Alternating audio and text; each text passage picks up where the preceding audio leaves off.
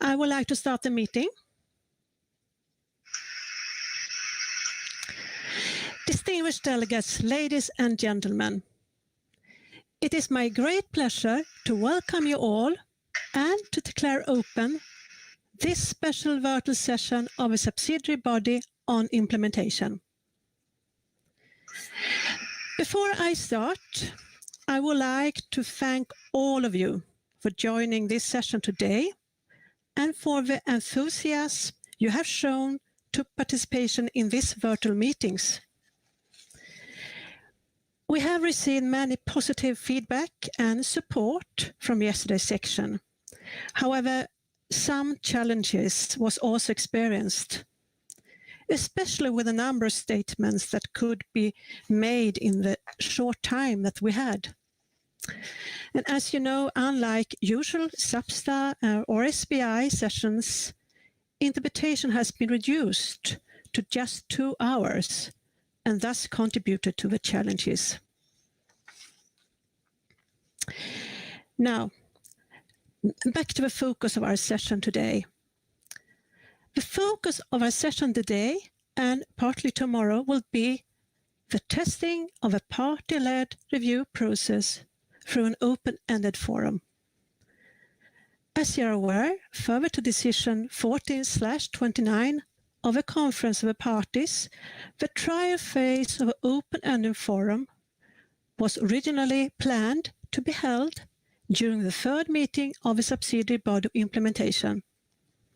However, due to ongoing uncertainties related to the COVID-19 pandemic and the new dates for SBI3, I requested the Bureau last to consider holding the trial phase online in advance of SBI3, to which they agreed. We are therefore meeting today and tomorrow to participate in this trial phase of open-ended forum. And tomorrow we'll also have a short session on resource mobilization. The main objectives of the open-ended forum being tested online today and tomorrow are to undertake country-by-country review of implementation of the Convention, to increase transparency regarding action undertaken, successes and challenges, facilitate peer learning among parties, and to identify strategic actions to overcome obstacles in national implementation. I wish to thank the Executive Secretary and her staff for the preparations made for this special session. I also would like to thank the Bureau of the Conference Parties for its support. And before we begin, I'm happy to note that we have with us Dr. Fuda, who will address us on behalf of the COP14 presidency. Dr. Fuda, please raise your hand. Dr. Fuda, you have the floor.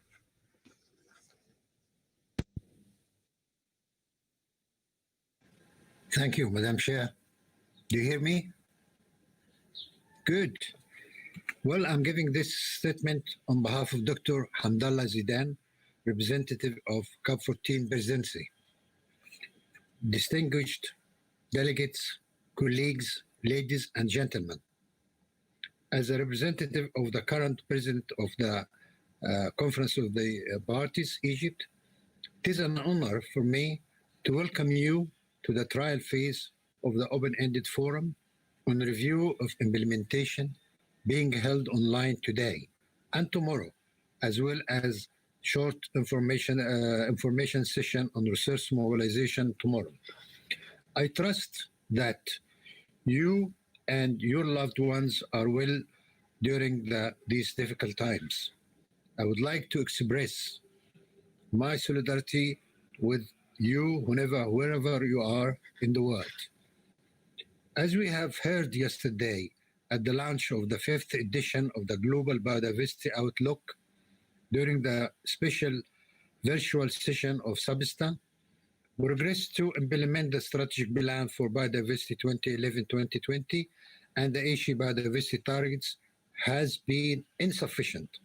It has been made very clear to us that significant additional efforts are required at all levels to increase the level of implementation of the convention and the new global biodiversity framework in the post-2020 period. Strengthening, planning, monitoring, reporting, and review has a critical role in helping to accomplish this. The same message has been reinforced.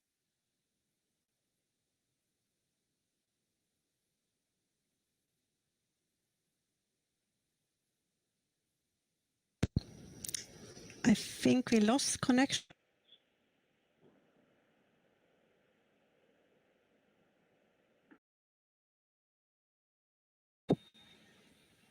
I speak. Hello?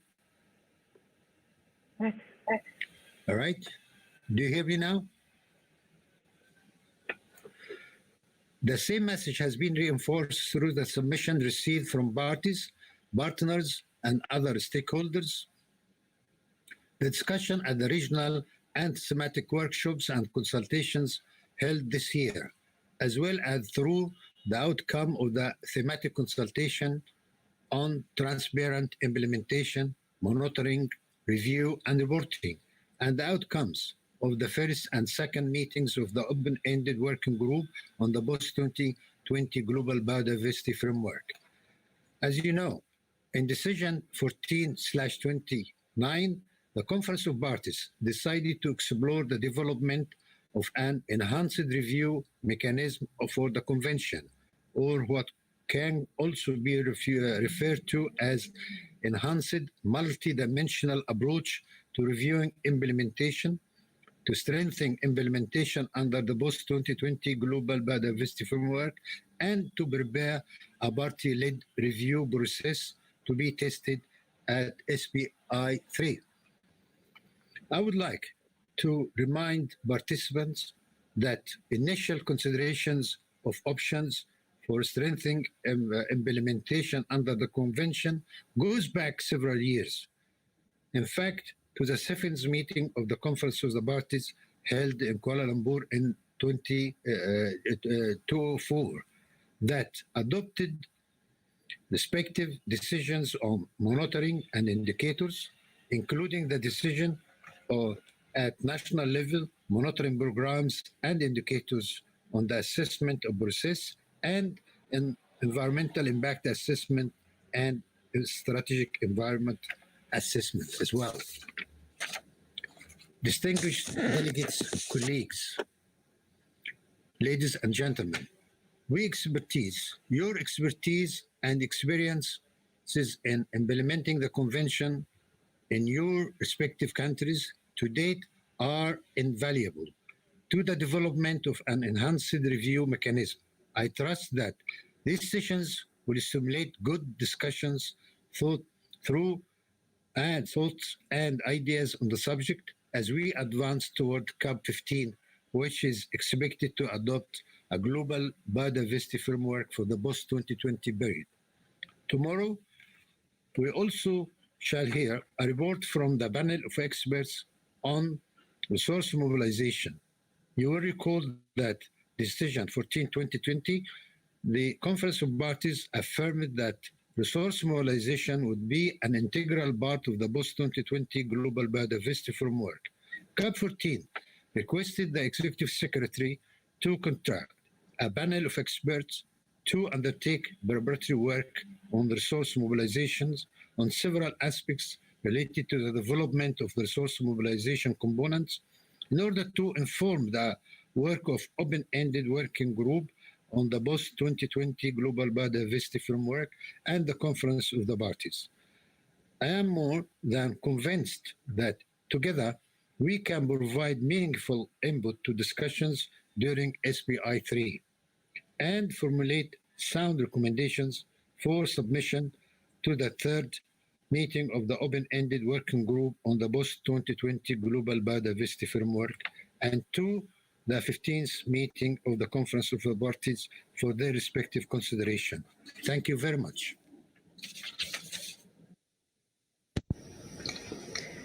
Thank you, Dr. Fuda. I would now like to invite the Executive Secretary, Ms. Elizabeth Maruma Mrema, to deliver her remarks to this special virtual session of SBI. Ms. Mrema, please raise your hand. Ms. Maruma Mrema, you have the floor.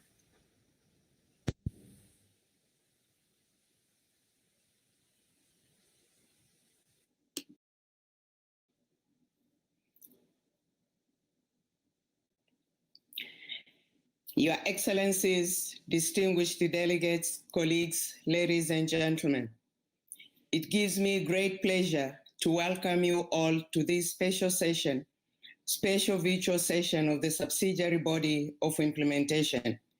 And I sincerely thank you all for your participation. May I also offer my sincere thanks to the government of Egypt, representing the presidents of the COP14 for joining us today. And Mr. Ford has given us his greetings to that effect. Today, we will seek to harness the latest communication technologies and take a virtual step forward in the intergovernmental process. Although we are in the midst of an extraordinary global pandemic and all the pain and disruption it has wrought, we will not let it deter us in our work. Instead, we will renew our sense of urgency and redouble our resolve to conserve and protect biodiversity and nature. We often speak of the important role of technology in protecting biodiversity. Today, as the saying goes, we have an opportunity to put our money where our mouth is and continue our progress virtually as we seek to advance our discussions on key issues essential for our future success. However, I do also wish to acknowledge the challenges we face, and our chair has equally alluded to that. In yesterday's virtual session of the 5th edition of the Global Biodiversity Outlook, we received a number of requests for the floor, which we were unable to accommodate due to limited time we had available. We also acknowledge that we had some difficulties in prioritizing regional statements, as the chair had indicated would have been the case.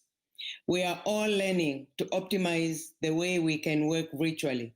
And please be assured that the Secretariat and the chairs will take into account the experiences of these meetings and the lessons from them as we move forward.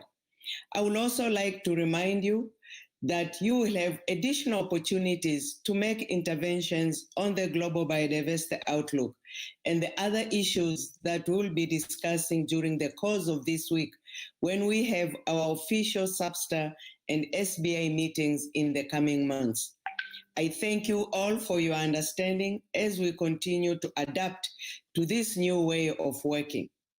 With regards to the part-led review process, distinguished delegates, it is indeed fitting that the special preparatory sessions for SBI begin with this important item on review of implementation.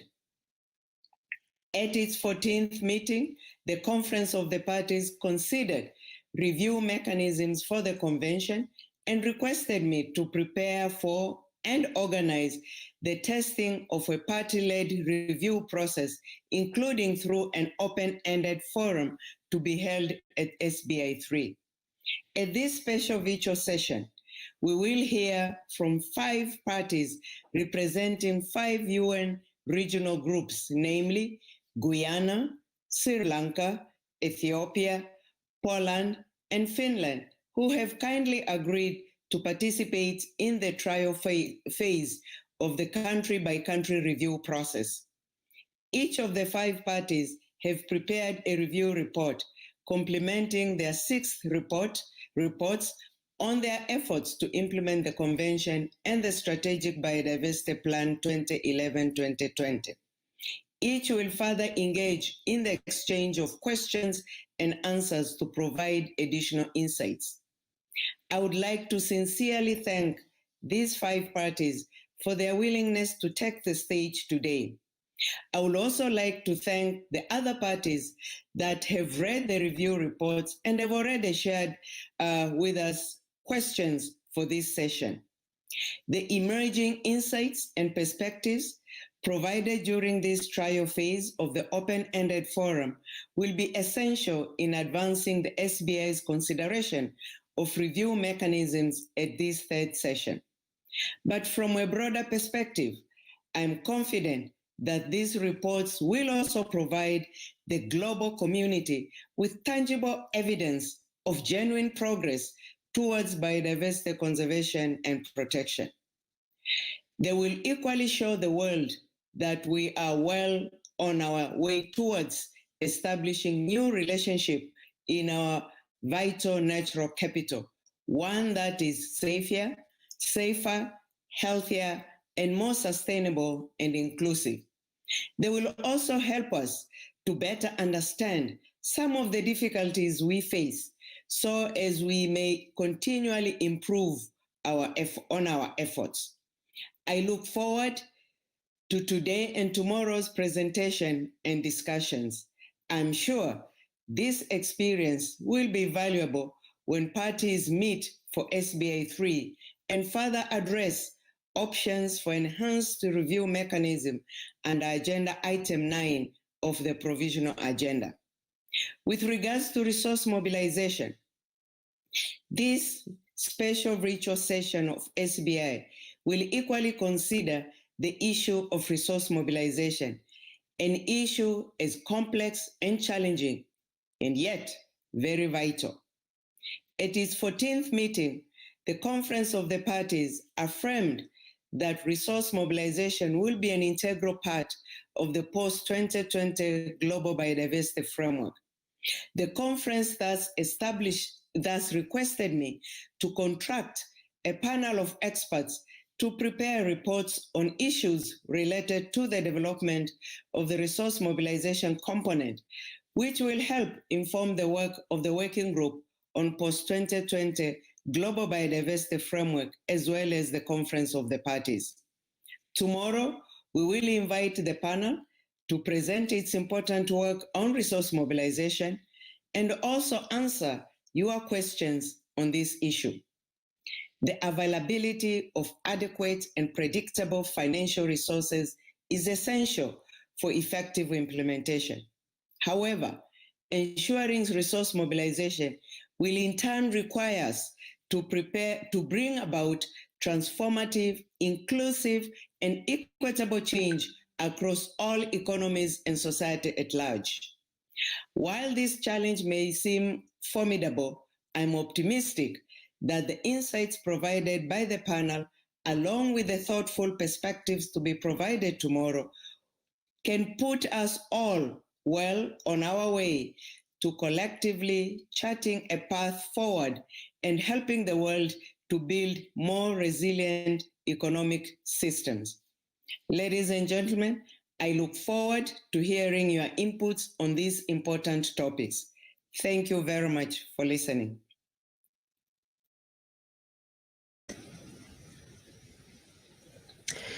Thank you, Ms. Maruma Marema, for your warm welcome. I look forward to your continued support in facilitating this session. Distinguished delegates, ladies and gentlemen, let us now turn to the focus of our special session today, the presentation on review reports by parties. Representation of each of the 5 parties will be followed by a 15-minute question and answer session. You may recall through a notification that was issued in August 14th, parties were invited to examine the review reports and send questions that they would like to be addressed during the open-ended forum to the Secretariat, stating clearly for which party or parties they are intended. As indicated in the agreed procedure for this trial phase, The 5 presenting countries have selected questions from those received from other parties that was sent in by deadline, and they will respond during the session. Before we begin the presentations, may I request the Secretariat to introduce the agenda item. Secretariat, please raise your hand. Secretariat, you have the floor. In Decision 1429, the Conference of the Parties considered review mechanisms for the Convention and requested the Executive Secretary to organize the testing of a party-led review process. The virtual session today is the opportunity for this testing. This special virtual session, as well as the procedure for the trial phase of the open-ended forum, has been prepared in close consultation with Bureau of the COP. Additionally, there are 2 relevant communications that you may wish to refer to as a reference. These include Notification 2022 and 2020-50. In the first notification, 2022, parties were invited to express an interest in participating in the testing. 5 parties, 1 from each region, were then selected to participate. The 5 parties are Ethiopia, Finland, Guyana, Poland, and Sri Lanka. Each of the 5 parties prepared a written report available on the CBD website. In Notification 2020-50, parties were invited to submit questions related to these reports. Today, these parties, the 5 parties, will be presenting their review, which aims to summarize their efforts to implement the Convention and the Strategic Plan for Biodiversity 2011 to 2020, and they will respond to selected questions which were submitted in response to Notification 2020-50. Each presentation will also be followed by a short question and answer session. The results of this online forum and of the success of the country-by-country review mechanism pilot will be discussed at SBI3. Thank you. Thank you, Secretariat.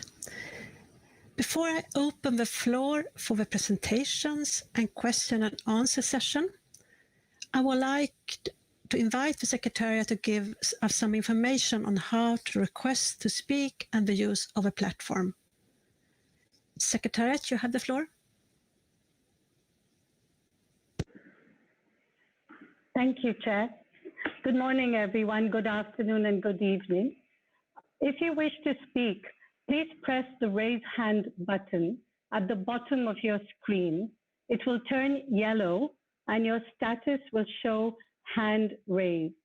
Please do not press twice on this button, as this will put you at the end of the queue. We will be notified of your request in our queue system. The chair will invite you to speak when it is your turn. You will see on your status bar a microphone open and your speak button will flash in blue. Press the speak button, it will turn red to live, which will turn on your camera and microphone automatically. Wait for 2 seconds, then proceed with your intervention. You may wish to ask the audience if you can be heard easily. When you are finished, please press the speak button again to turn off your live broadcast. Also, please note, unless you raise your hand, the mic cannot be given to you. So when the chair calls your country, please raise your hand in order for your mic to be on. Please speak slowly so that the interpreters are easily able to follow your statements. We would also like to remind parties that are making regional statements to forward these statements to statements@cbd.int as soon as possible, and preferably before the start of a session. All other statements should also be emailed to statements@cbd.int. We would also like to remind participants that the chat box is for brief communications and therefore to keep your remarks short in the chat box. Thank you very much. Thank you, Chair.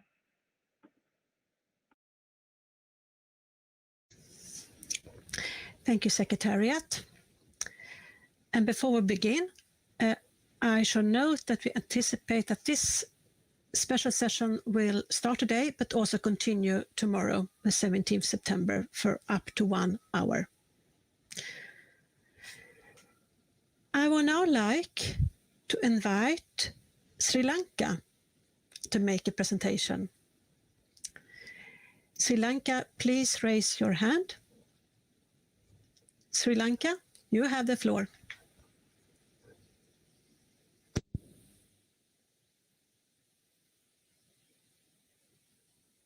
Biological diversity, parties, distinguished delegates, colleagues.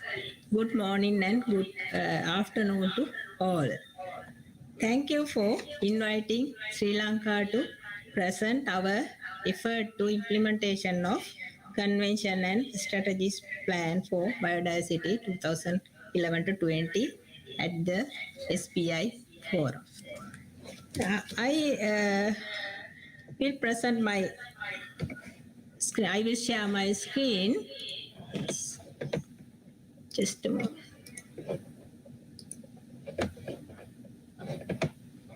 Yes.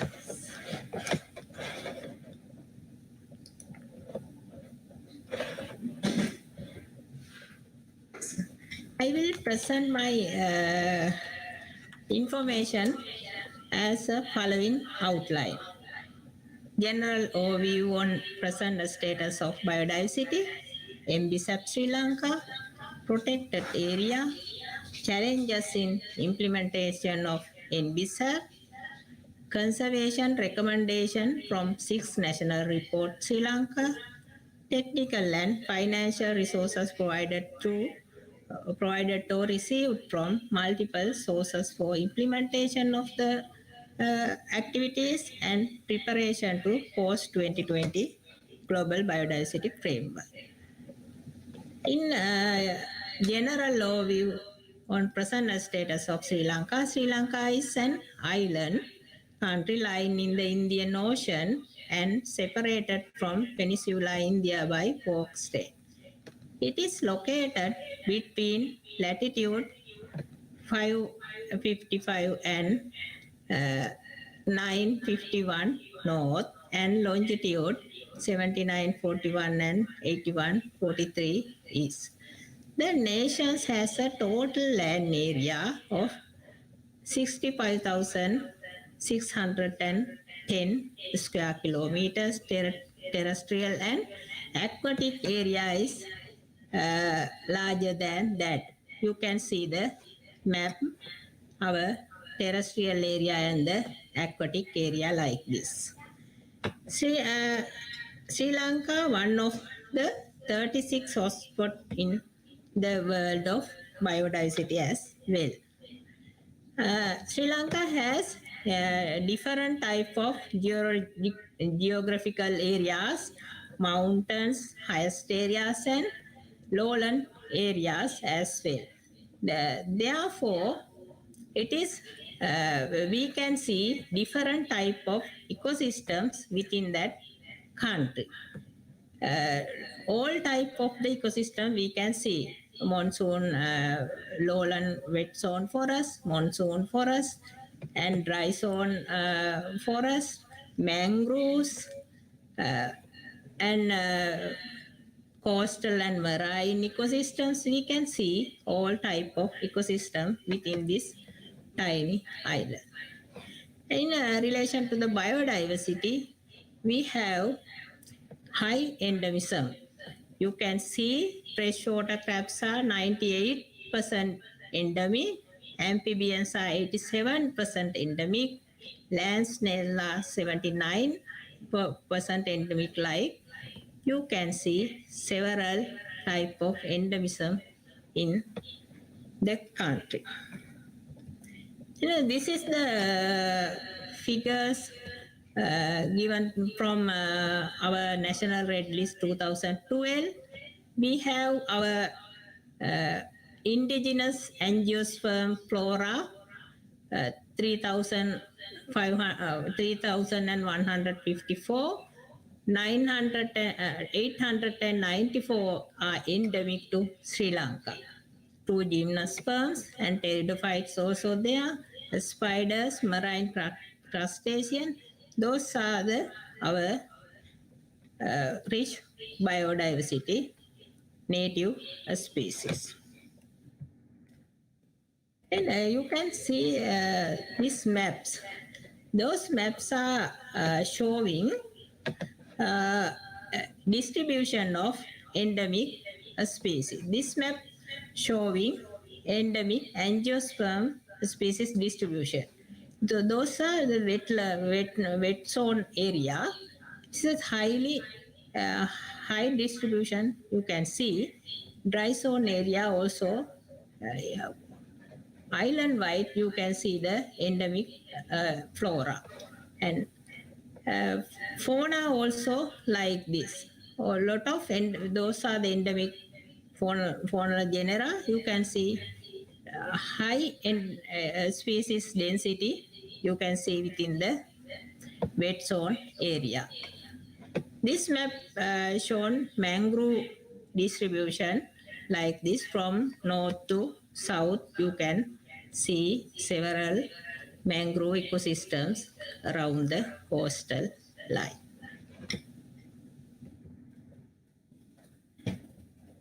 Among the endemics, there are several endemic genera representing most of the taxonomic groups, like I earlier shows the map. Many of these genera are in the lowland and montane rainforest ecoregions as shown in the map. Other than that, forests and grasslands of the intermediate and dry zones are the main habitat of the islands. Large charismatic mammals. You can see the elephant, leopard, bear, and deer, which are major tourist attraction for the country. Not only that, wet zone forests are the watersheds for major rivers that provide fresh water to the nation. Those are the river map. You can see we have many rivers around the country. Mainly 103 major rivers and various type of associated wetlands are there. You can see. Those wetlands, rivers, and tanks harbor many endemic aquatic species, but many of them are threatened due to human action. Those are some wetland areas. Sri Lanka. Yeah. Sorry to interrupt you, but it seems to be an echo. Could you maybe speak it closer to the mic? And I don't know exactly why it's an echo, but it makes it easier to follow. Thank you. Okay, thanks. And then in the country, we have identified several threats to biodiversity. Main threat is overexploitation, then biopiracy and thefts, habitat loss, degradation and fragmentation, a spread of invasive alien species, all forms of pollution, population pressure and human-wildlife conflicts are the major causes that contribute to loss of biodiversity in Sri Lanka. Other than that, new research findings indicated that impacts of climate change aggravates the above threats further. When we consider our NBSAP, considering the importance of conservation of biological diversity, sustainable utilization, and access to genetic resources and benefit sharing, we signed the Convention on Biological Diversity in 1992 and ratified in 1994. After that, we have prepared our first national action plan for the biodiversity conservation. It's named as Biodiversity Conservation in Sri Lanka, a framework for action in 1998.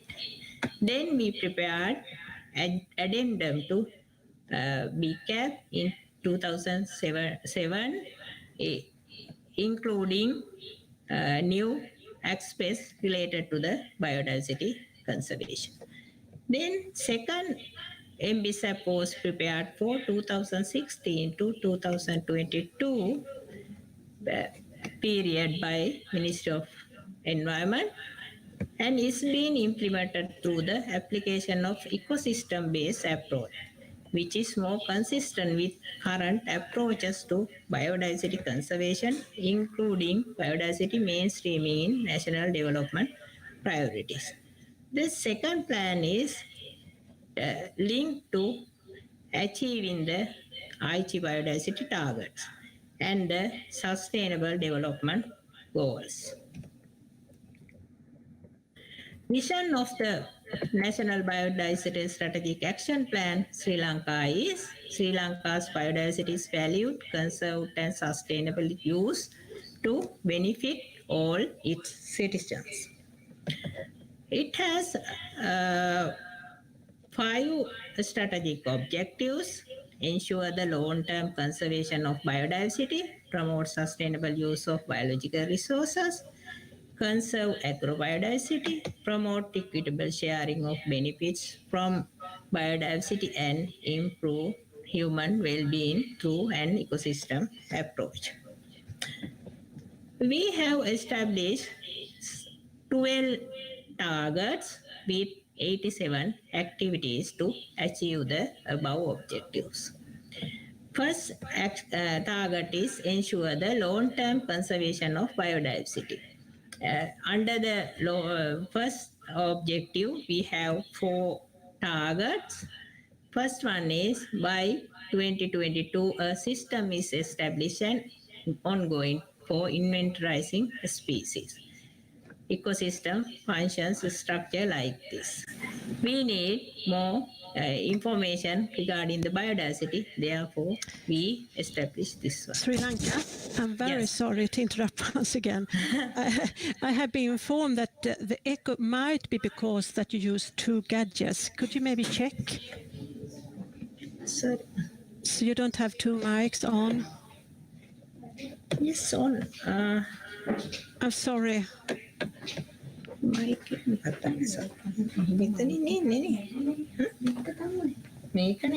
Or maybe 2. Hello? It's okay? It's okay? Hello? Now it's okay? I think it's better. Hello? Okay. Yeah. Please go ahead. Yeah, it's okay. Thank you. Then second target is by 2022, habitat loss, degradation and fragmentation are significantly reduced.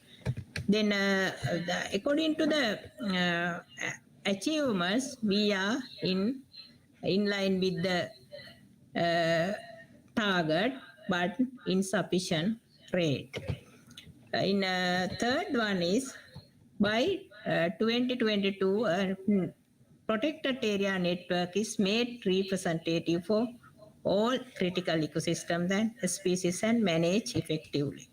Then fourth one is by 2022, the loss of a species is significantly reduced. We are working on those targets. Then second, under the second objective, we have fifth one. By 2022, the valuation of biodiversity is mainstream. Then 6 is by 2022, mechanisms are established to ensure sustainable use of biodiversity. Then by 2022, traditional sustainable uses of biodiversity is promoted and established. Then under the third objective, we have 2 targets. By 2022, sustainable agriculture practices are promoted and established. The 9 is by 2022, genetic diversity of crop wild relatives, cultivated species and livestock are conserved. This activity towards the target is there. And our fourth objective, we have one target by 2022, a mechanism for equitable sharing of benefits arising from biodiversity is established and implemented. Then fifth objective, we have two targets. Target 11 is by 2022, the capacity of ecosystem to deliver goods and services and provide protection from hazard is enhanced.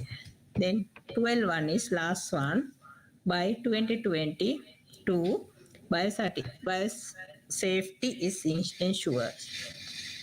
In our action plan, I show only one table for you. Like it's prepared as like this. Action are there. This is the target. Then actions are there. Then indicators showing. Then primary and secondary stakeholders are identified to implementation of the target and time frame and the IG targets, inline IG targets and the SDG goal as well. Then according to the first target, we have prepared our national rate list, including all indigenous species. This work as the database for our indigenous species. Then those are some activities related to pollinator conservation, mainly for the butterfly conservation. Just using our school children, they have prepared their butterfly garden to conserve our all type of butterflies. Then this is one of activity we have taken to implement eradication of invasive alien species. This is one of species Ulex growing through the mountain area. Now we are successfully control this Ulex. This is one of a fish species, tank cleaner. It's very difficult to control. Now we are getting some actions to control, but it is very difficult to. This is one of Prosopis species. It's also very difficult to control, but we are getting some actions to control. This is some Opuntia species, cataract, also very difficult to control. And we have taken some actions to implementation of soil biodiversity conservation. We have prepared soil biodiversity conservation action plan, and a symposium were conducted. One of the symposium proceedings you can see, and some lot of awareness material we prepared for the general public and all type of stakeholders, our native language and the English language. When we discuss the protected area, we have some legal tools to protect our natural forest and the ecosystems. First one is Flora and Fauna Protection Ordinance. It is authorized agencies, the Department of Wildlife Conservation. Then Forest Conservation Ordinance is the Forest Department. Then National Environmental Act, implemented through Central Environmental Authority. Then Coast Conservation Act, Coast Conservation and Coastal Resources Management Department implemented.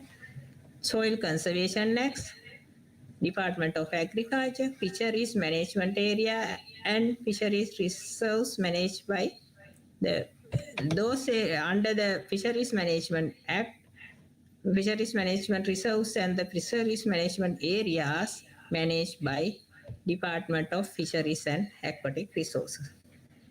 We have forest cover 1.9 million hectares.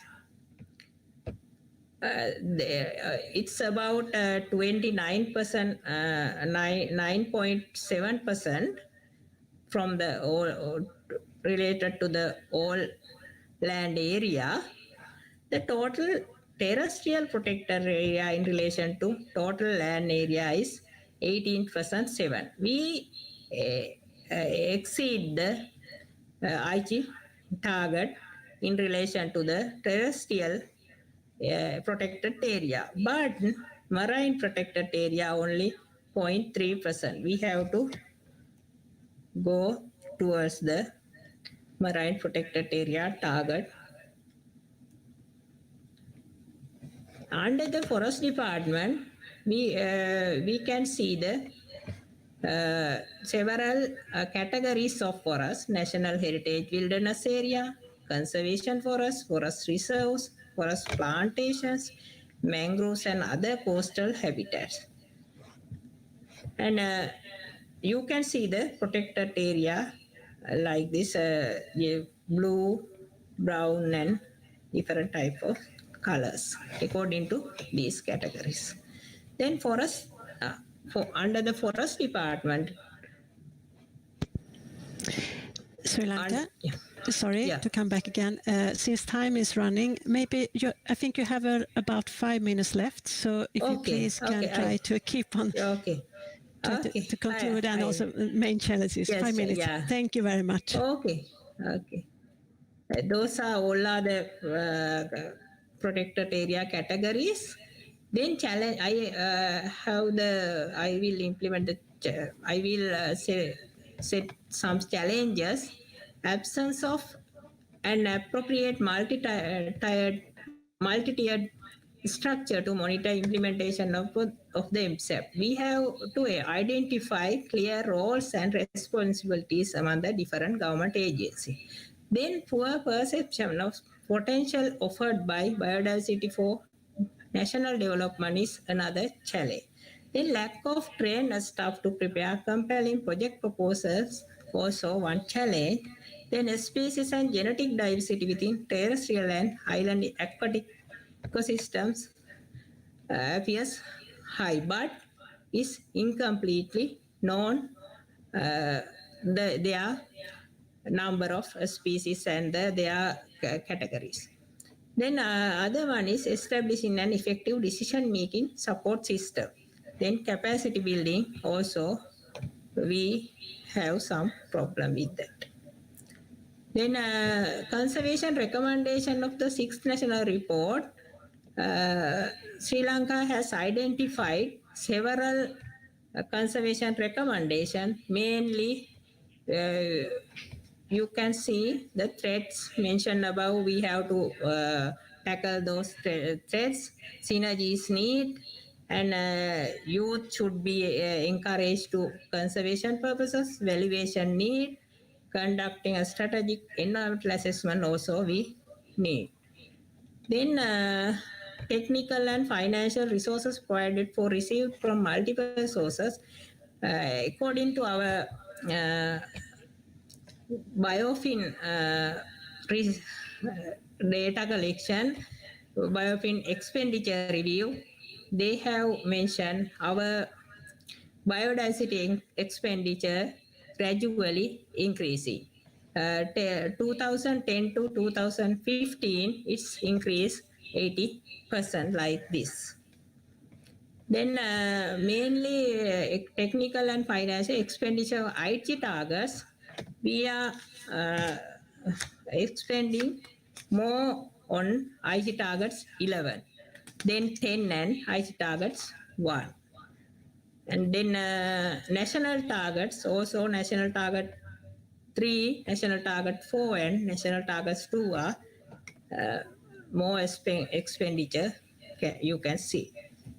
Yeah. Then preparation to post 2020 GBF, we have conducted several, started the discussion with National Expert Committee on Biological Diversity and relevant expert stakeholders to provide some inputs to preparation of global biodiversity framework. Yeah, thank you for your attention. Thank you for giving this opportunity for Sri Lanka. Thank you for it. Thank you, madam. Yes, thank you, Sri Lanka, for your presentation. I will now open the floor for questions by representatives of the parties. First, we will have a question from Uganda. Uganda, please raise your hand. Uganda, you have the floor.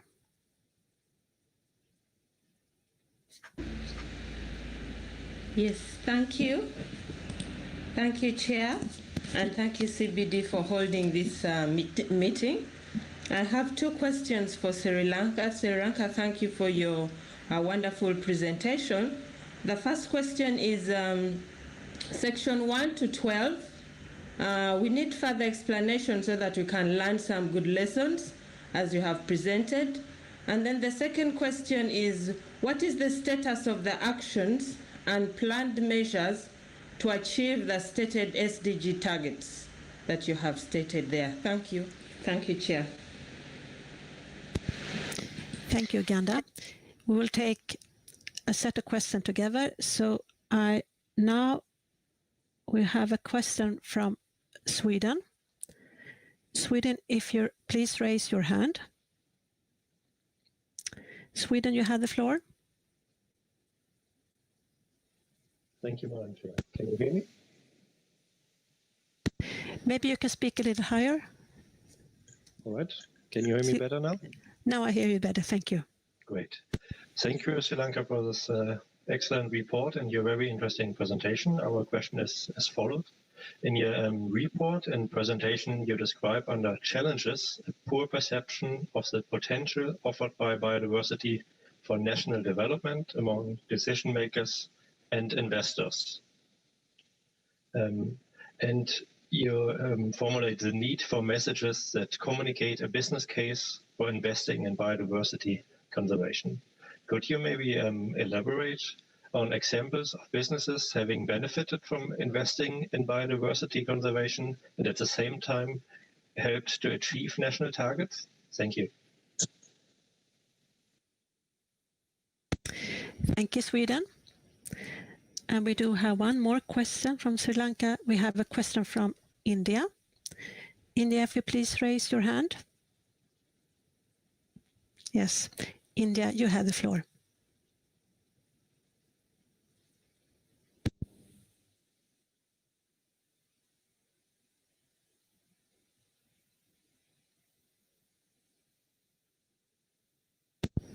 India, please go ahead.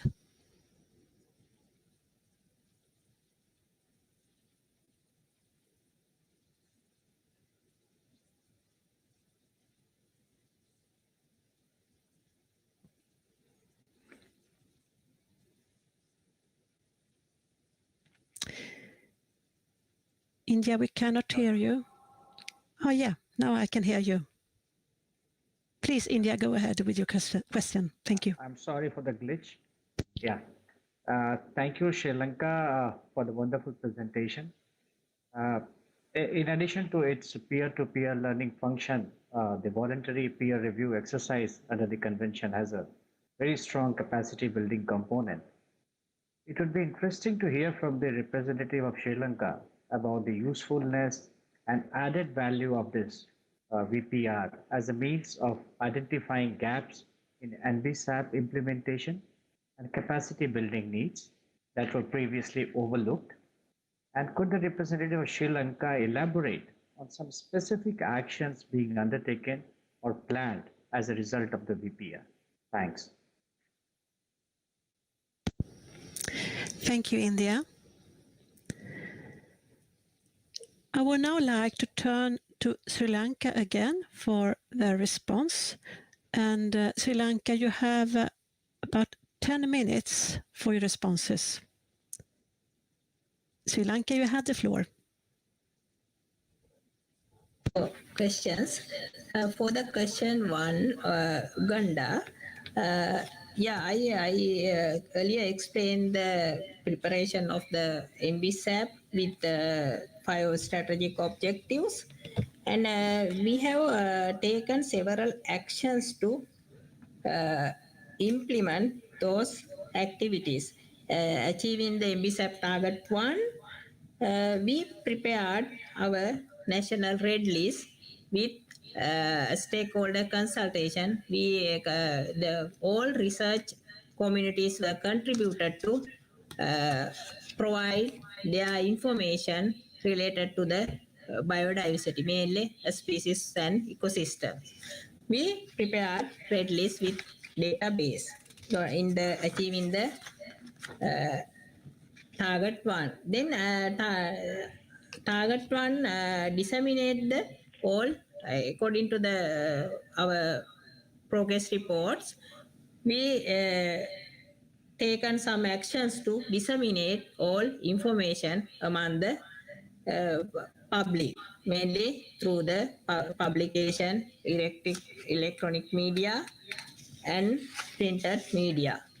And local communities, we provide several several training programs to identify a species for research purposes. Then second question is, what is the status of action plan measures to achieve the status SDG targets?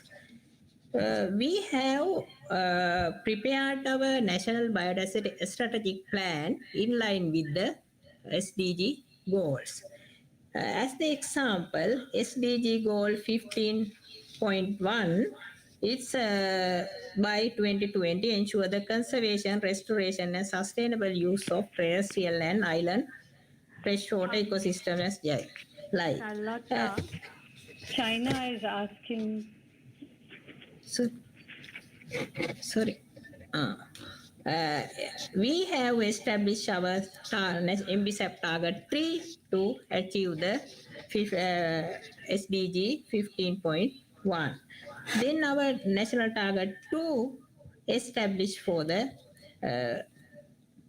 achievement of SDG 15.2. We are now established, we are getting several actions to restore our ecosystems, mainly mangrove restoration were done, and other ecosystem also natural assist to natural regeneration tool we use to restore our degraded natural areas. SDG 15.8 also target through our national target 2. Under this category, we work on preparation of the national policy for the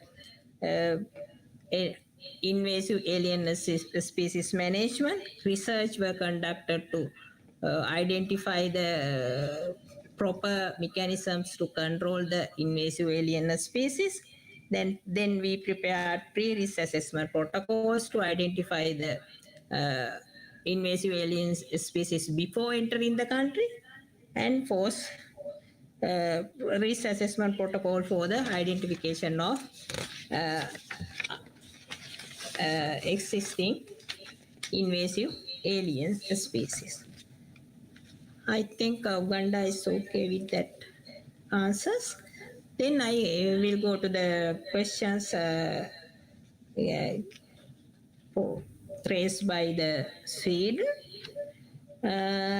According to this, Sri Lanka is one of the most biological diverse country in the Asia, varied climate and topography, which has resulted in rich biodiversity distributed within the range of ecosystem. One example is the ecotourism. Ecotourism we can do as a business conserving our biodiversity. But some people try to destroy our rich biodiversity to construct some accommodation facilities and like this. But we can use our natural habitat for improve their livelihood as a business tool. Tourists, without destroying the natural ecosystems, we can improve their tourist facilities. This is one example. Another is eco-labeling. We can label our commercial products, tea, some paper, like this. We can market our commercial products with eco-labels with the name of the surrounding ecosystem. Then it's a purity. We can market like this. We can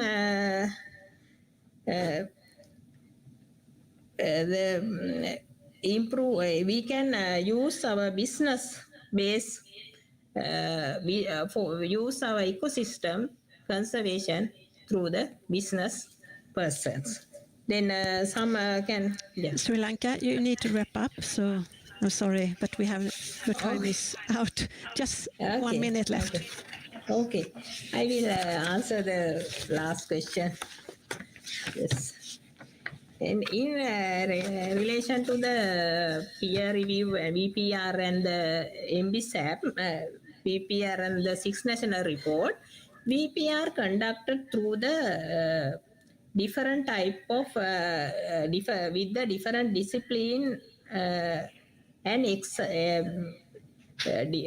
different experiences team. It's an international team. They have their NBSAPs. They have their different experiences within their area. But Six National Report report prepared through only national experts. But VPR prepared through the international various type of experience group. Therefore, we can share their knowledge, their experiences to improve our national targets and national activities. This is the main experience we taken from them according to the VPR. And all other graphs, there are more experiences than our local people team, expert team share with their knowledge with our local people as well, not only the expert groups. Therefore, very this is the very important experience related to the BPR and the NBSAP. Six national. Okay. Thank you, Sri Lanka. Thank you for you. Thank you very much. I just like to remind parties, I acknowledge that both China and South Africa has asked for the floor. However, as already explained, the modalities is already decided and information sent out by notification is that only questions sent beforehand could be answered in this session. So I'm sorry, that's why I cannot give you the floor at this time. I do apologize, but according to agreed modalities, this is the reason why. So many thanks, Sri Lanka, and may I congratulate you on being the first party to be reviewed. On behalf of all parties, I wish to thank you for your willingness to participate in this process, which will certainly be of benefit for the convention process. Thank you very much. Now, I will now go on and I would like to give the floor to Ethiopia to make a presentation. Ethiopia, if you may raise your hand. Yes, Ethiopia, you have the floor.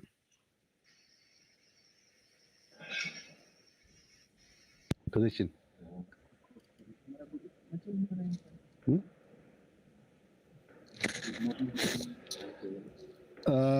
Good morning and good afternoon.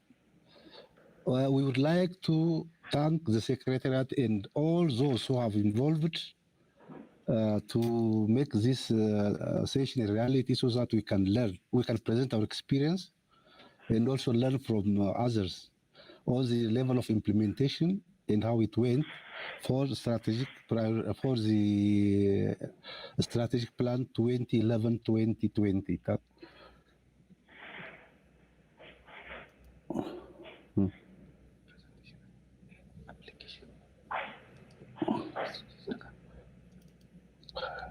Share.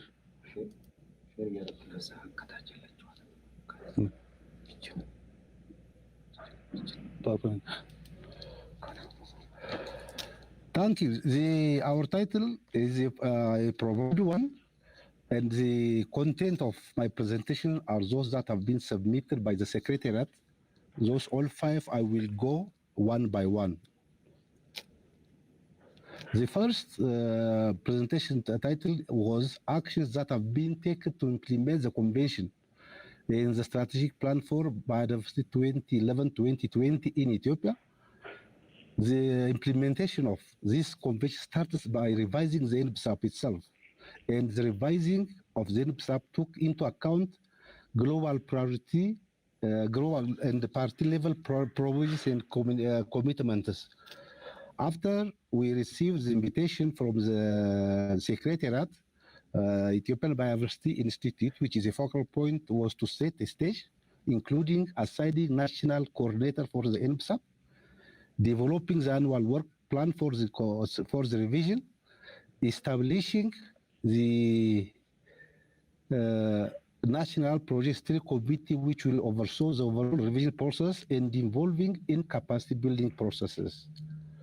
The other activities that were conducted for revision were nominating and training technical team members, which were to on overall NBSAP revision processes, and so using them, taking the stock and drafting its reports, stock taking report. This was to do with identifying priority, conservation, sustainable use, and ABS issues, and then identifying relevant government policy and strategies, evaluating the existing national capacity, especially on the institutional, human, and financial, taking into account lessons from the planning and implementation of efforts of the previous NBSAP, and then producing the stock taking report and having it validated at national stakeholders workshop. The other thing that we took seriously into account was the global provisions. This includes the shared vision, mission, goals, as well as other provisions that are ICBR targets, thematic areas, cross-cutting issues, and guidelines. Then we were to produce draft national biodiversity strategy, which was validated by the national stakeholder at the national stakeholder workshop, and then producing draft revised NBSAP, which again to come with mapping national biodiversity targets to IT biodiversity targets. All the listed priority issues of conservation, sustainable and ABS that stakeholders have identified during validation of stock taking phase were to be prioritized on the way how they can be mapped or how they can be contributed to the ICBR targets, and then getting it validated by the stakeholders at the national stakeholder workshops, finalizing the strategy and action plan, getting it validated by the stakeholders at the national stakeholder workshops, and then getting it endorsed by policymakers and submitting to the SSPD.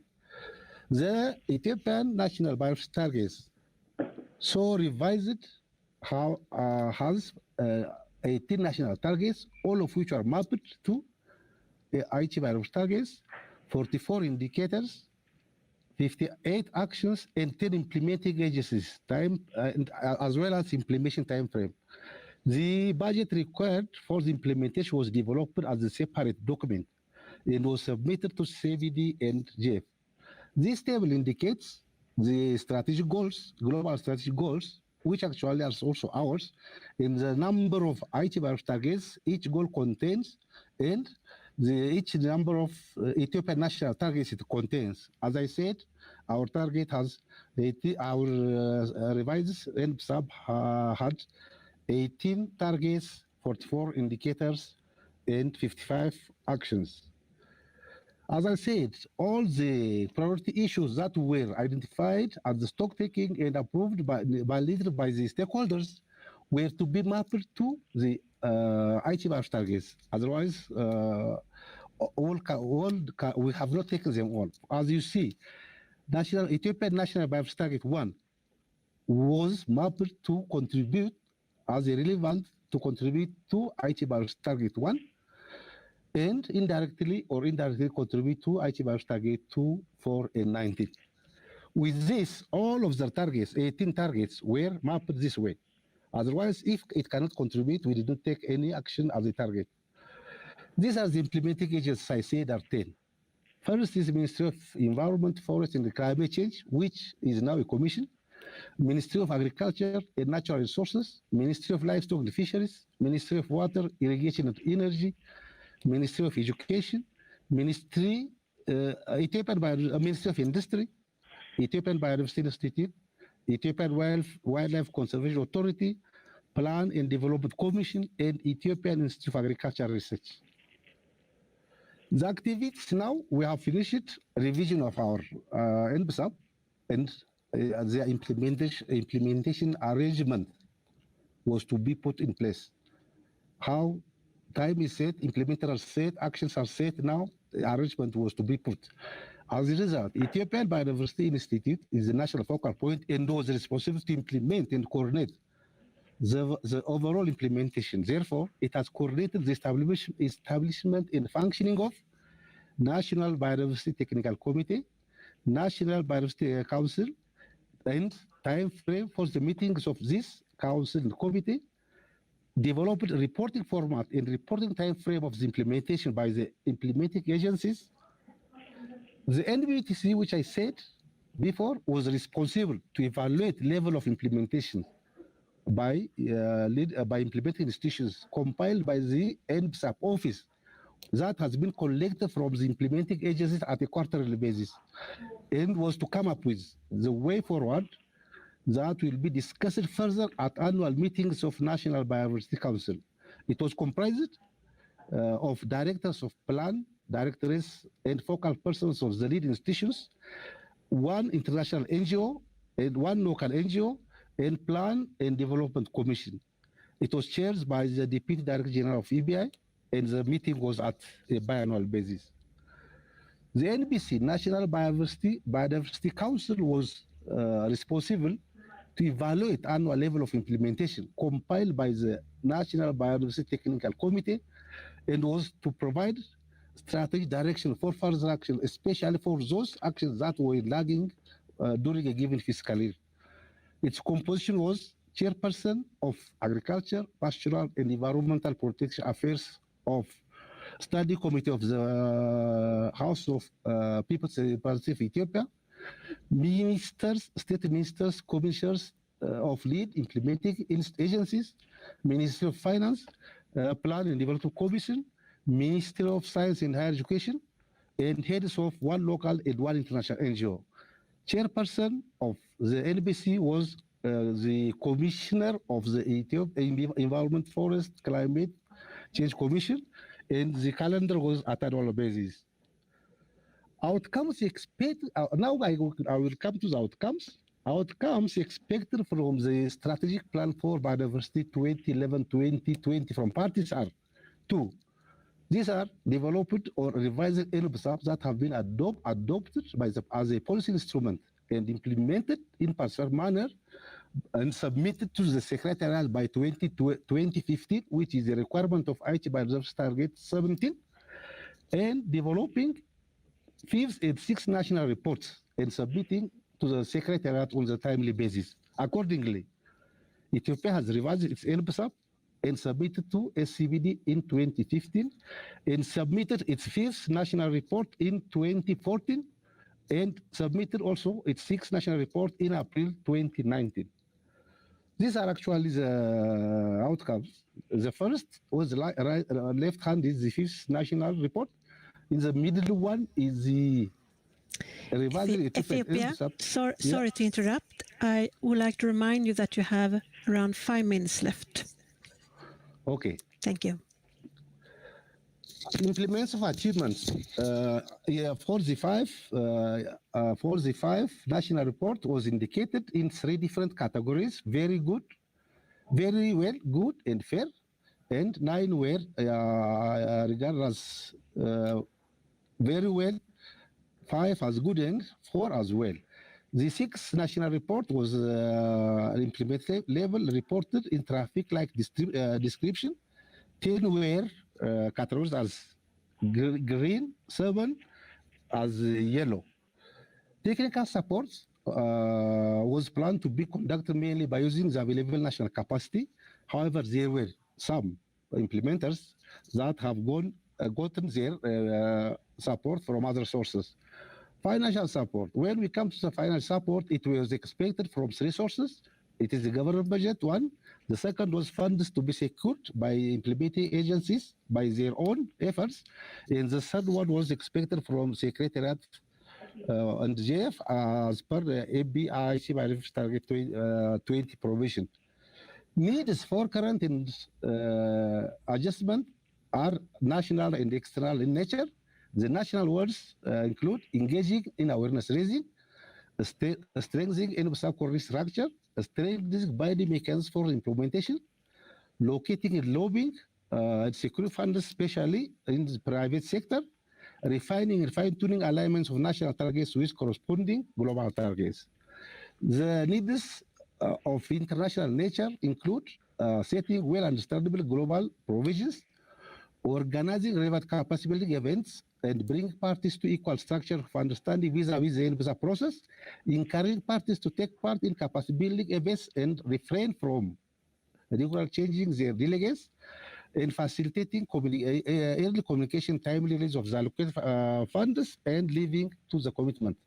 The final section was unresolved challenge for implementation. This is mostly I have described in the previous section, but satisfactory engagement of stakeholders, physical auditing of the reported implementations, and designating representative PS across ecosystems of the country are those that we will concentrate in the future. Thank you very much. Thank you very much, Ethiopia.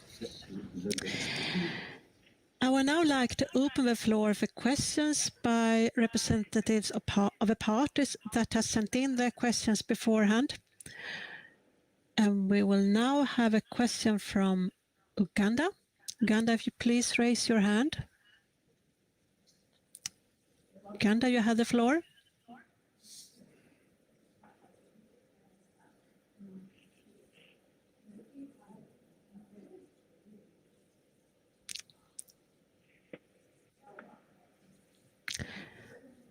Uganda, please go ahead, Uganda.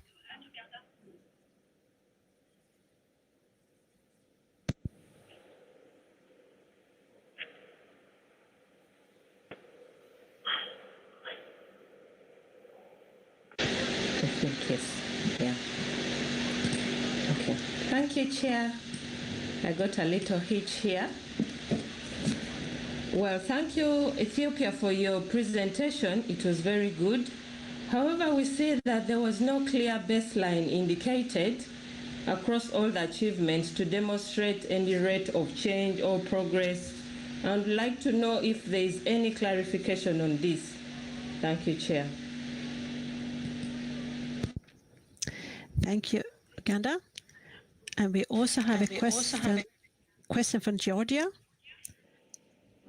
Georgia, you have the floor.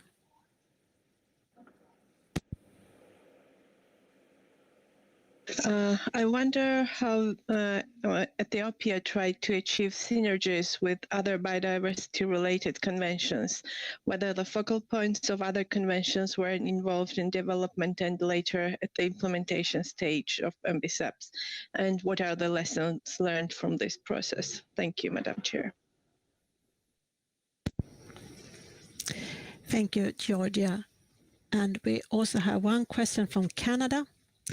Canada, if you please raise your hand. Yes, Canada, you have the floor.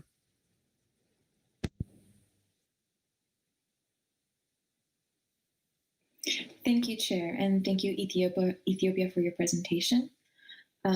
Based on your experience, would you recommend this process as a mechanism to be integrated into the post-2020 Global Biodiversity Framework for strengthening accountability? And if so, what would be the lessons learned moving forward?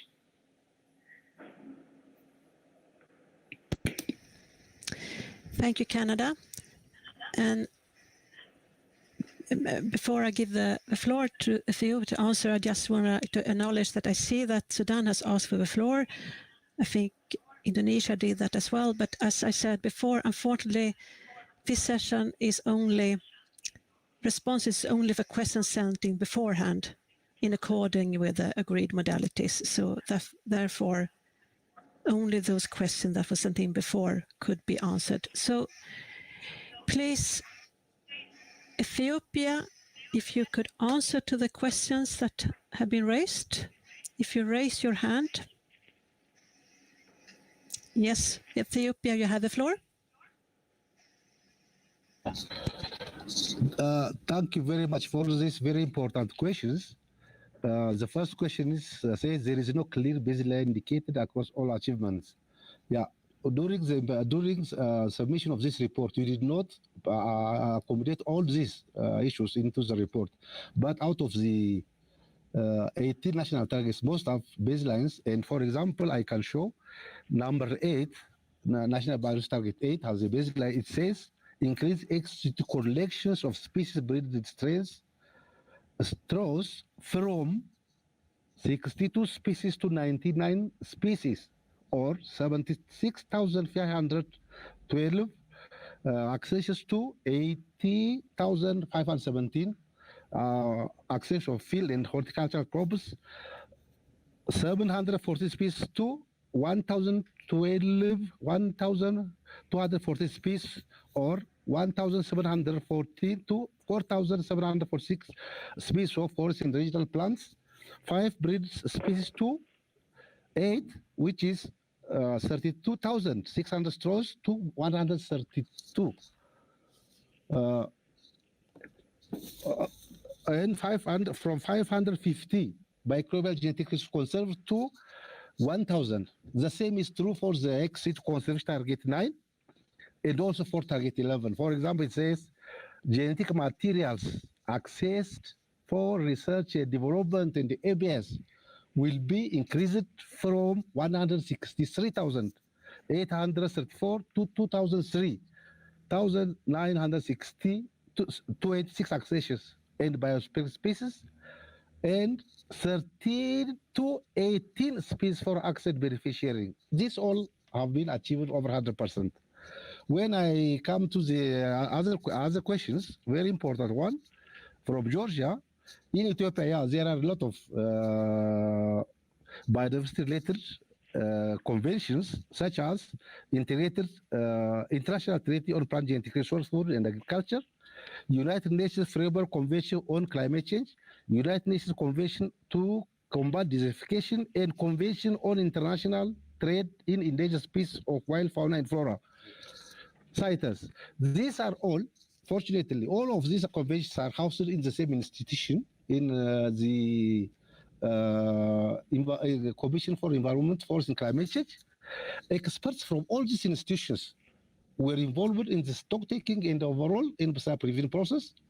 The focal persons of these conventions, some of them were members of NBTC, National Biodiversity Technical Committee, and they were also assigned through the commission, the respective agencies, to assign to implement one or two actions of the strategic, our national target, and they were all made sure to involve in the all overall validation stakeholder workshops. The lessons were coordination between and other convention between CBD and other biodiversity-related conventions in planning, implementing, decision-making, validation. The process has enhanced the implementation of our revised NBSAP. And the process enabled to use efficiently the resources that are found in different conventions. Some of the workshops were also organized by them. And it promoted knowledge-based planning on implementation. Thank you. The third one was from Canada, very important one. Our answer is yes to the question. The question says, based on your experience, would you recommend this process as a mechanism to be integrated into the post-2020 Global Biodiversity Framework for the strength the accountability. We say yes because it will help. We believe it will help parties to learn from failures and success and enable to design the forthcoming such endeavors in a smarter way, which means to develop clear and well-defined national targets and corresponding actions, including clear baseline enable us mapping of national targets to global provisions in a better way. And in some cases, it has given us a chance and ambitions or national commitments and offered proper precautions of the implementation of the NBSAP. Thank you. Many thanks, Ethiopia. May I congratulate you on being among the first parties to being reviewed. And on behalf of all parties, I wish to thank you for your willingness to participate in this process, which will certainly be of the benefit of a convention process. Thank you very much. I would now like to turn to the third presentation. I would like to give the floor to Poland to make a presentation. So Poland, if you please raise your hand. Yes, Poland, you have the floor. Okay. Thank you, Chair, and good morning, good afternoon, good evening, everybody, depending on what part of world you are at that moment. So we have honor to present our achievements in implementation of the convention.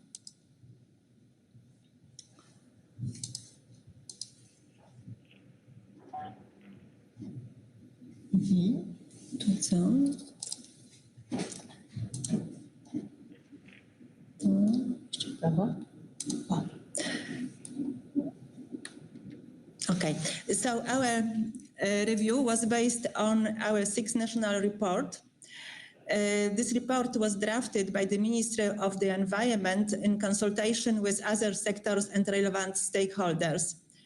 Later on was adopted by the Minister of Environment and submitted to the Secretariat on 14th of February 2019. And you can see on the clearinghouse mechanism, report was sent in online format.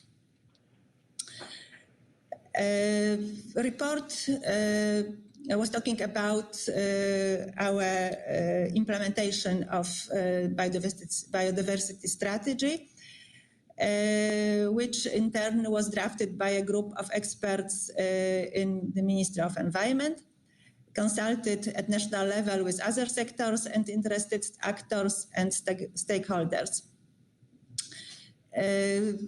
Our strategy was adopted at the highest political level, it means by the Council of Ministers in November 2015. A strategy transforms into national level obligations coming from Global Strategic Plan for Biodiversity and the EU Biodiversity Strategy. Strategy consists of one overarching goal, 7 objectives, several dozen of targets. For each, there is a rationale, leading actors, and indicators. As I already told, we have in total 7 objectives in our strategy.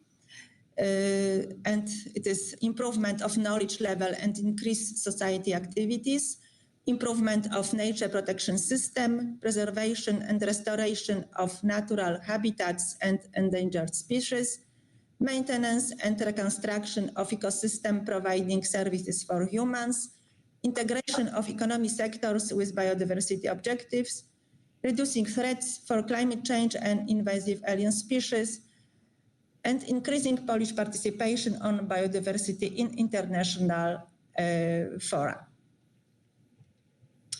And now I would like to tell you about our achievements under each objection.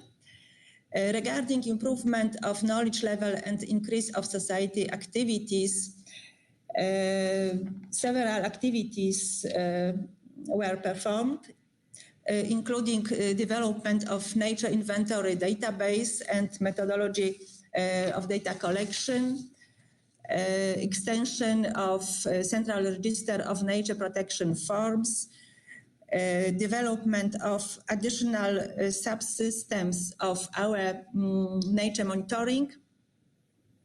We also made trainings for public administration and enforcement authorities on legal regulations on biodiversity. Another activities goes with development of biodiversity protection volunteering system, development of local partnerships, and implementation of many educational programs and biodiversity campaigns. Regarding the second objective of improvement of nature protection system, among activities undertaken was enlargement of our national parks and nature reserves network, improving nature protection in landscape parks and protected landscape areas, development of management plans for protected areas, and incorporation of their indications into sectoral documents and local law. Establishment and implementation of protection activities monitoring system, review of methodologies on state of nature habitats and species, and increase of effectiveness of absorption of biodiversity funds. Next objective goes with preservation and restoration of natural habitats and endangered species. And under this objective, undertaken actions include development and implementation of national protection programs for key protected species, determination of distribution of breeding bird species, organization of rescue centers for protected alien and dangerous animal species, and development and implementation of protection and restoration projects on degraded species, habitats.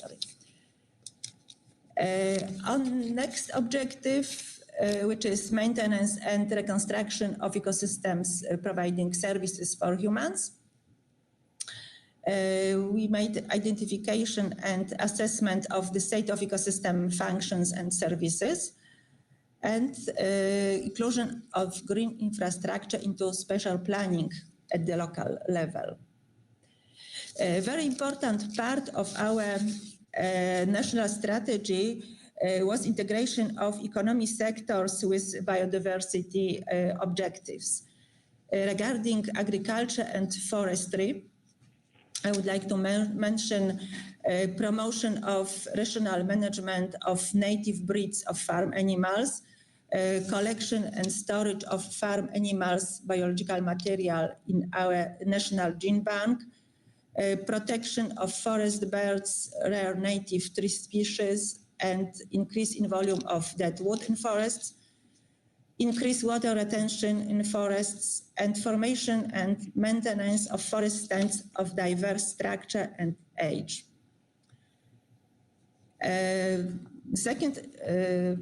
Third important sector is fishery. On fishery, you can see following actions undertaken, like implementation of regulation on reduction of discards in fishery, development and implementation of data recording procedures on bycatch of protected species, identification and implementation of fishing techniques and tools fostering biodiversity protection, and conservation of endangered species habitats by maintenance of or recovery of extensive fisheries management of fish ponds. Next sector important for biodiversity, water management and tourism. And on this activities which we wanted to share with you are development and implementation of guidelines on biodiversity protection in hydrotechnical investments, implementation of instruments to maintain natural habitats of endangered migrating fish species, development and promotion of principles for sustainable tourism development in areas of high biodiversity values, and enhance of integration of tourist activities for nature protection. Next objective of our national strategy, it's reducing threats from climate change and alien species. And under this objection, we have several activities, including development of appropriate organizational and financial arrangements for implementation of the EU regulation on invasive alien species, implementation of alien species eradication programs, and establishment of supervision and monitoring system on invasive alien species in Poland. The last objective was about increasing Polish participation on biodiversity in international fora. And among actions, I would like to mention cooperation on protection and management of protected species and habitats in transboundary and biogeographical regions, implementation of access and benefit sharing regulations, supporting research and biodiversity protection activities outside Polish borders, and implementation of exotic timber trade regulations. Regarding technical and financial resources during our implementation, we would like to mention that in Poland there is a system of nature conservation bodies. It is under our Act on Nature Protection. And this act tells that we have following bodies like Minister of the Environment, General Directorate for Environmental Protection, and in each of our 16 voivodeship, we have regional directorates. In addition to that, we have on regional government level 16 voivodes, and on self-government regional, on regional self-government, we have 16 marshals. Sorry, Polan. I just would like to remind that you have 5 minutes left. Okay, yes, it's Thank fine. you. Thanks. 23 directors of our national parks, 380 district starosts, and approximately 2,500 mayors. Also, we have some advisory bodies. At national level, it's State Council for Nature Protection. On regional levels, we have 16 regional councils for nature protection, and also several scientific councils in national and landscape parks. Biodiversity monitoring and checks of users of genetic resources is run by Chief Inspectorate of Environmental Protection and 16 regional inspectors. Financial resources for implementation coming mainly from National Fund for Environmental Protection and Water Management and 16 regional funds, EU financial programs, European Economic Area and Norway grants, and Swiss Fund. And yearly, we spent on biodiversity in this period covered by our report, approximately $350 million. The current NBSAP was developed a long time ago. It means in 2014-15. So there is a need to revise and update this document accordingly to current priorities. New NBSAP will be based on post-2020 Global Biodiversity Framework and our new EU biodiversity strategy, of course, taking into account our national conditions and circumstances. Among unresolved challenges, I would like to mention that several targets in current NBSAPs will probably not be reached by the end of 2020.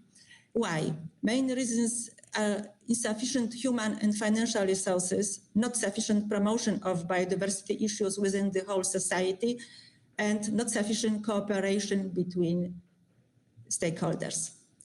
Thank you very much. Thank you, Poland. I will now like to open the floor for questions by the representatives of the parties. We will now first have a question from Uganda. And as before, I have to remind all that is only questions that have been sent in beforehand, and except that could be raised now. So even if I acknowledge that both Micronesia and Iran has asked the floor, I cannot give you the floor this time. But first we start with a question from Uganda. Please raise your hand. You have the floor.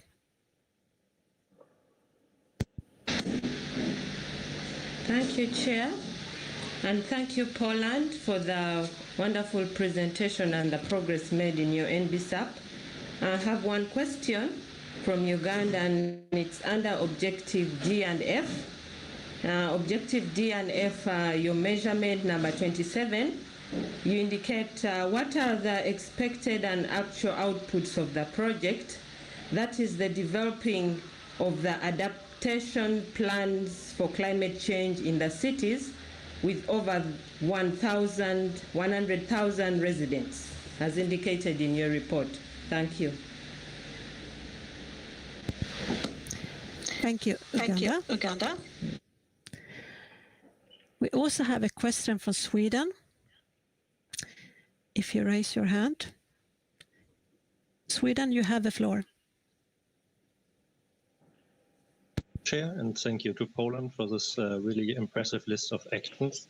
Could you maybe further elaborate how the actions described in your review report, but also in the presentation, contribute to achieve your national goals, and what the level of national progress is? Thank you.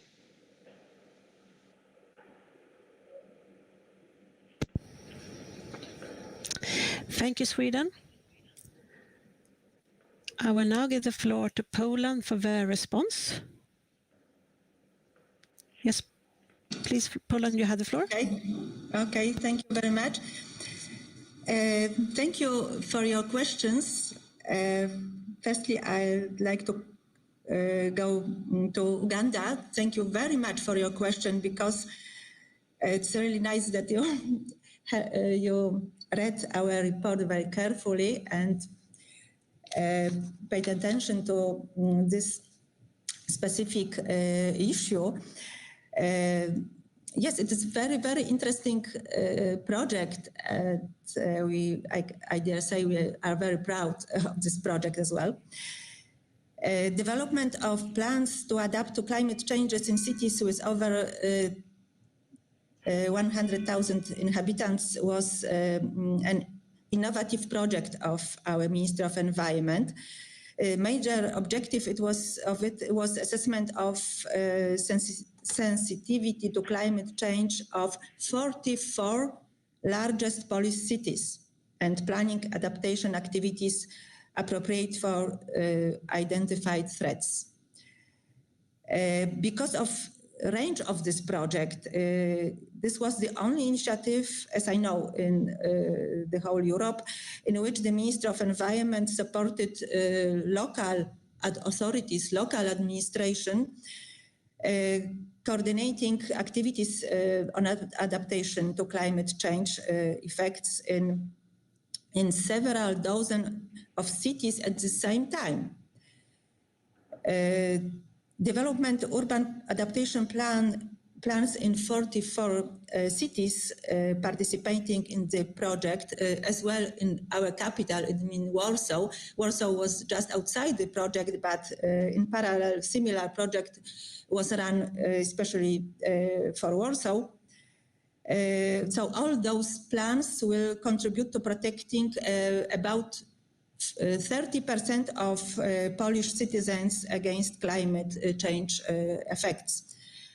And also at the same time, it help helps to protect biodiversity as well, because those issues are strictly interconnected. Each of 44 plans describes relevant city taking into account their natural, functional, special demographic conditions, economic potential, etc.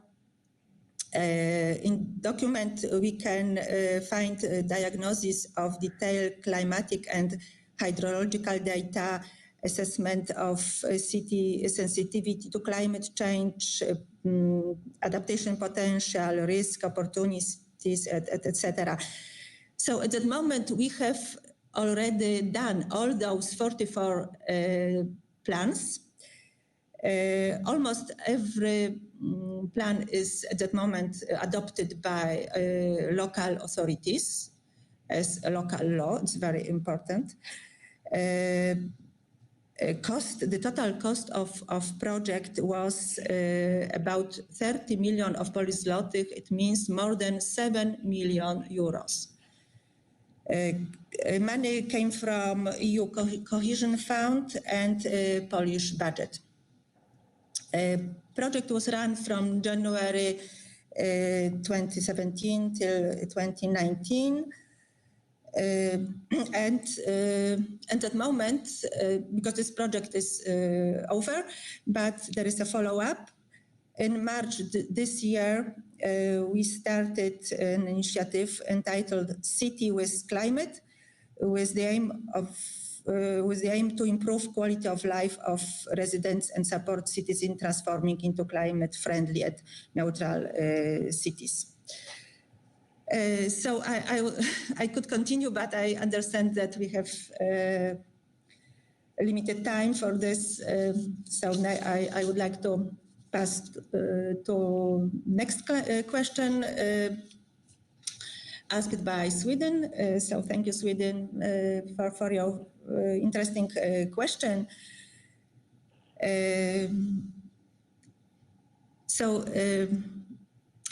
When we analyzed actions taking within this period of time, 53% of all actions were assessed as effective, 29 actions as partially effective, and only 2% of activities were ineffective. For other activities, no evaluation was made due to lack of relevant information on the status of implementation.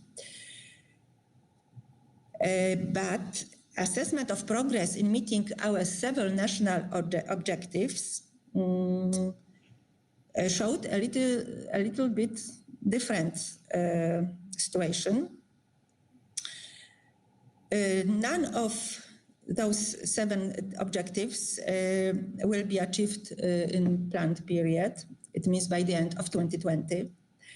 Progress was made, but the progress was not sufficiently for 4 objectives. It was objective on improvement of knowledge level, improvement of nature protection system, on maintenance and reconstruction of ecosystem providing services, and objective on reducing threats from climate change and invasive alien species. We found that we are moving away from one target. It was the last one, increasing Poland's participation on biodiversity issues in the international fora. And assessment was impossible due to lack of data for the indicators for 2 objectives. It is preservation and restoration of natural habitats and endangered species, and integration of economic sectors with biodiversity objectives. And why there is so difference in assessment of actions and objectives? It comes from different indicators. Assessment was done by using indicators.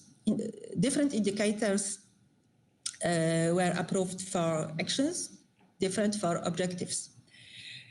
And because although indicators are not able to cover the whole range of activities, just one part, smaller or bigger, but just one part. So it occurred that those indicators which were included in our NBSAPs probably weren't the best one. So in addition to assessment made on the basis of indicators, we made another assessment based on experts' opinion. We request experts about their opinion, and it was made in a form of a survey sent to more than 130 research institutes and around 70 NGOs dealing with biodiversity. And most responses indicated that Poland is on track to achieving national objectives. But due to the subjectivity of opinions expressed and rather low response rate, the result of study is only illustrative and constitutes limited evidence in assessing progress of the implementation of national targets. And in our opinion, areas that require more involvement from our side for implementation are IG targets number 1, 3, 4, 5, and 6. Thank you very much. Many thanks, Poland. May I congratulate you on being among the first parties to be reviewed. And on behalf of all parties, I wish to thank you for your willingness to participate in this process, which will certainly be on the benefit of a convention process.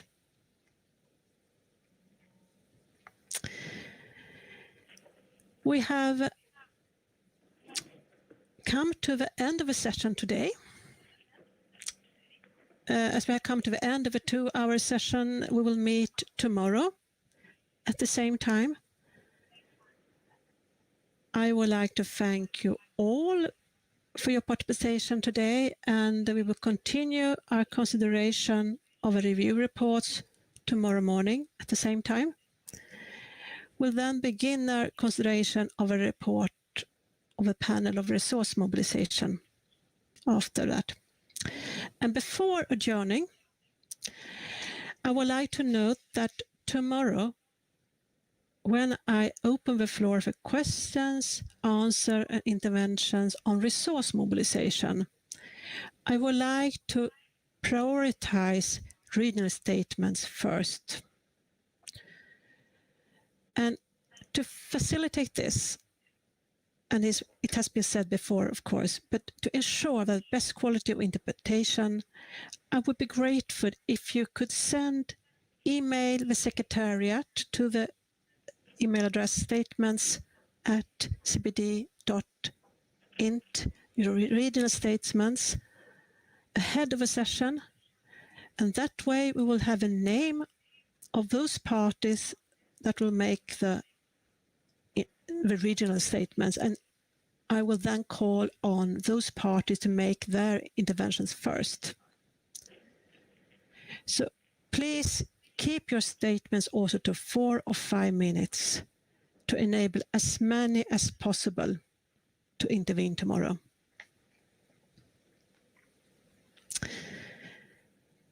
Distinguished delegates, ladies and gentlemen, this session is adjourned.